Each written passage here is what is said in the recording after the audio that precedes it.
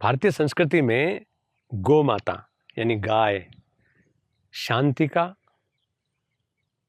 और सुंदरता का पर्याय है। शांति का और सुंदरता का आपस में वैसे भी बड़ा रिश्ता है। अगर आप अशांत हैं तो आपकी खूबसूरती को कहीं ग्रहण लग जाता है। आप गुस्से में हैं, आप भय में हैं तो आपकी खूबसूरती को ग्रहण लगता है। तो गाय शांत है इसीलिए सुंदर है। तो उसी के नाम पर इस आसन का नाम रखा हमने गोमुख आसन। गोमुखासन जैसा कि नाम से ही परिचित है कि हमें शांति देता है, सुंदरता देता है और जहाँ शांति है वहाँ एकाग्रता ज़रूर होगी। आप देखते हैं ना, जब आप पढ़ना लिखना चाहते हैं, कुछ काम करना चाहते हैं तो ज़रा सा भी शोर शराबा हो, कहीं साउंड आ रही हो बाहर से, तो आप डिस्टर्ब हो जाते हैं। आप कहते हैं भाई ज़रा शांति करो, मुझे समझ लेने दो, मुझे सुन लेने दो। तो शांति और एकाग्रता का बहुत बड़ा संबंध है। तो इस तरह से हमारा जो गोमुख आसन है वो शांति देता है, सुंदरता देता है और एकाग्रता यानी तन्मयता भी देता है।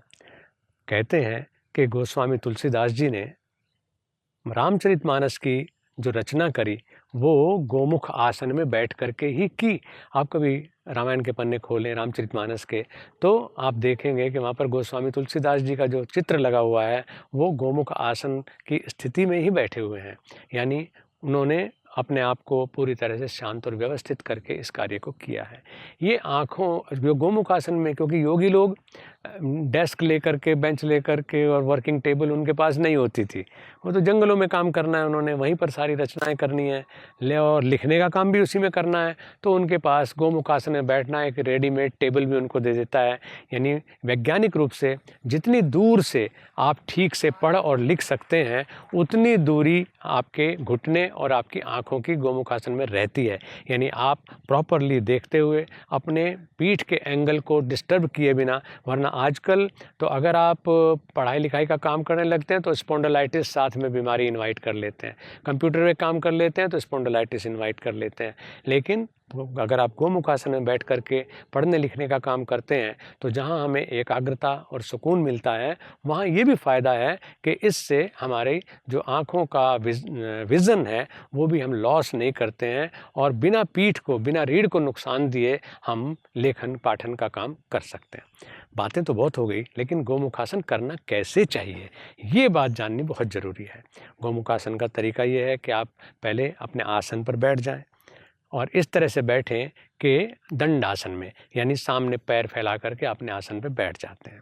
फिर पैरों को ढीला छोड़ दीजिए, कूल्हे को ढीला छोड़ दीजिए और बाएं पैर को दाहिने हाथ से पकड़ करके अपने दाहिने हिप के साथ सटा करके रख लीजिए। यानी बाएं पैर की एड़ी दाहिने हिप को टच कर जाए, इस तरह से बैठना है।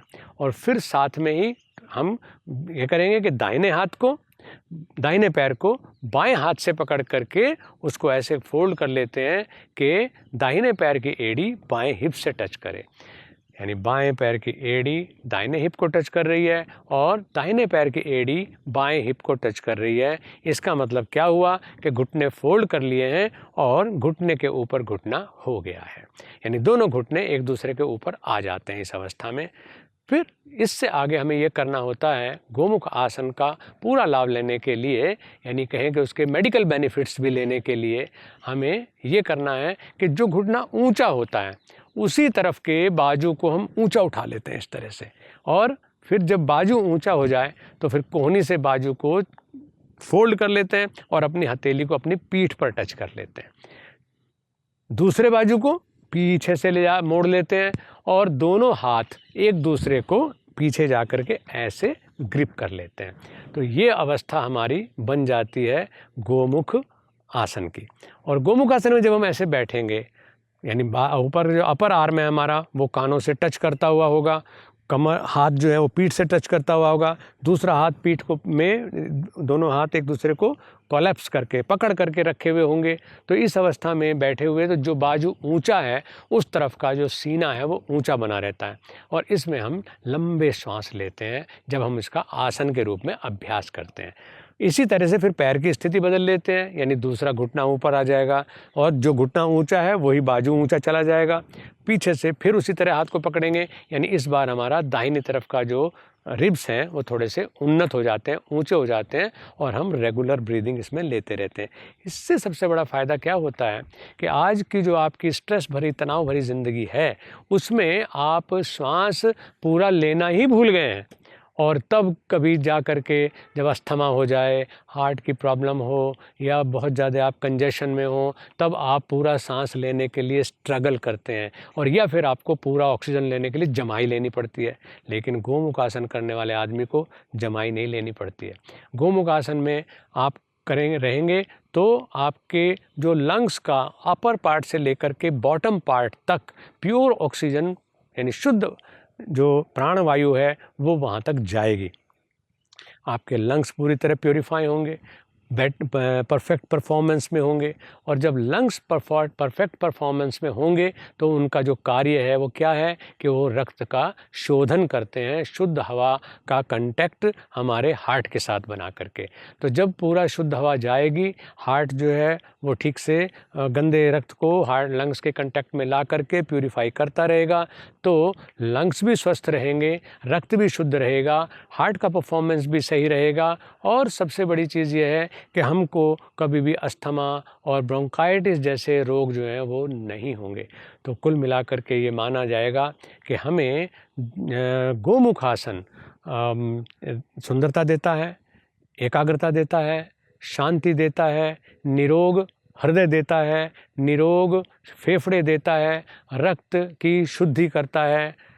इतने सारे तो फ़ायदे हो गए और सबसे जो अच्छी चीज़ इसमें है वो ये कि हमारे जो जॉइंट्स हैं वो स्टिफ़ नहीं होते हैं। स्टिफ जॉइंट्स की समस्या दूर हो जाती है। जहाँ हम टखने, घुटने, कूल्हे जो है इसमें इन्वॉल्व करते हैं, वहाँ हमारे कंधे, उंगलियाँ और बाजू जो है पूरे वो भी इन्वॉल्व हो जाते हैं।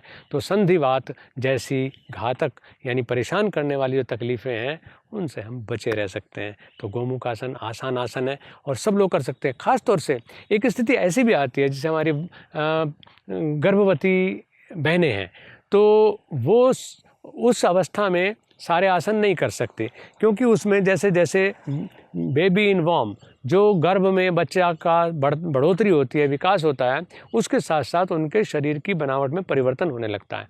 तो इसलिए सारे आसन उन लोगों के लिए रिकमेंडेड नहीं है, लेकिन उनको भी स्वस्थ रहने का अधिकार है यदि उन्हें स्वस्थ बच्चे को जन्म देना है। तो उसके लिए वो इस आसन को जब करती हैं तो उन्हें जो नीचे बढ़ने वाला भार है और जो नीचे की तरफ बढ़ने वाला दबाव है उससे वो अपने आप को सुरक्षित करती हैं। क्योंकि जैसे जैसे स्टमक का साइज़ बढ़ता है, वेस्ट लाइन का साइज़ बढ़ता है, तैसे तैसे उनके डायफ्रामिक मूवमेंट में, एक्सपेंशन में डेफिशिएंसी कमी आती है और उस कमी की वजह से उन्हें पूरा सांस लेने छोड़ने में असुविधा होने लगती है। तो उस असुविधा को अगर हम फ्रेंडली बना लेते हैं तो हम कहीं कमज़ोर पड़ते हैं। इसलिए उनके लिए जहाँ नीचे के अंगों को यानी हमारे जो प्रजनन अंग हैं उनको स्वस्थ बनाए रखने में गोमुख आसन की महत्ता है। और वहाँ उनके क्योंकि जब शरीर में शुद्ध ऑक्सीजन जाएगी तो हमारा बच्चा भी उस होने वाला बालक जो है वो भी उस शुद्ध ऑक्सीजन का फ़ायदा लेगा और ये माँ जो है वो इस रूप में स्वस्थ रहेगी कि गोमुख आसन करने से जो उसको सांस लेने में असुविधा होती है, डायफ्राम दबाव में आने की वजह से, पेट का साइज़ बढ़ जाने की वजह से, तो उस दिक्कत से हमारी माताएं बची रहती हैं और उनके जो लंग्स की परफॉर्मेंस है वो गोमुख आसन की वजह से एकदम ठीक बनी रहती है।